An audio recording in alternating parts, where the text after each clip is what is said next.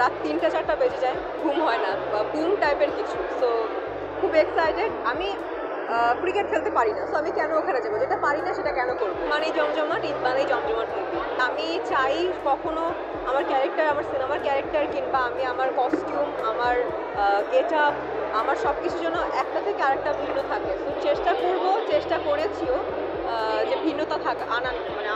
তো দেখা যাক, ওয়েট করেন, অবশ্যই দেখতে পাবেন। ঈদে সিনেমা বলতে আমার আমার যখনই সিনেমা রিলিজ হয় তখনই খুব ভালো লাগে, আর যদি সেটা হয় ঈদ, তো ওইটা তো আরও মানে ভালো লাগার জায়গাটা অন্যরকম বাড়িয়ে দেয়।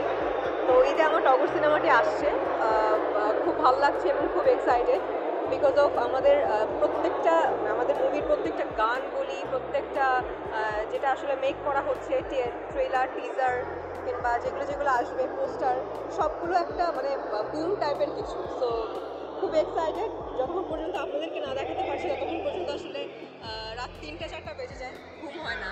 যখন আপনারা দেখবেন তখন আসলে মনে হয় শান্তি মতো একটু প্রপার ঘুম দিতে পারবো। এর আগে ব্ল্যাকম্যানের জন্য ওয়েট গেইন করেছি, যথেষ্ট মুটিয়ে গিয়েছিলাম। সো এটা আসলে টগরের জন্যই। যেই কাজগুলো আসলে আমি করি, যখন যেই কাজগুলো করি সেটাতেই আসলে মগ্ন থাকি। আমি একটার মধ্যে আরেকটা কাজ নিতে পারি না এবং নিলেও আমার মাথায় ওটা ঢোকে না। সো আমি একটা কাজে ফোকাস থাকি। সো এখন যেহেতু টগর সিনেমা কেন্দ্রিক আছি, সো টগরের জন্যই এখন আসলে একটু ওয়েট লুজ করেছি।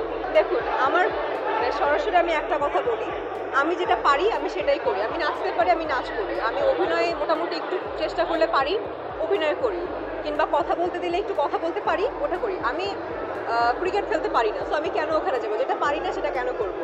সো আমার কাছে মনে হয় যে যখন যেটা পারবো কিংবা প্রপারলি আপনাদেরকে দেখাতে পারবো, অডিয়েন্সদেরকে দেখাতে পারবো, সেটা আসলে করবো। আর যেটা না পারি সেটা করে আসলে ট্রোল হয়ে লাভ নেই। সো আমি যেটা পারি না সেটা করতে যাওয়ার চেষ্টা করি। আমার কাছে মনে হয়, আমার কাছে কি সবার কাছেই মনে হয় যে এবারের ঈদও খুব জমজমাট যাবে, কারণ প্রত্যেকটা সিনেমা খুব জমজমাট। শাকিব ভাইয়ের কথা থেকে শুরু করলে আরিফিন শুভ ভাইয়ের সিনেমা আসছে, আমাদের সিনেমা আসছে, যেটা কিনা আসলে আমার বিপরীতে আছে আদর আজাদ।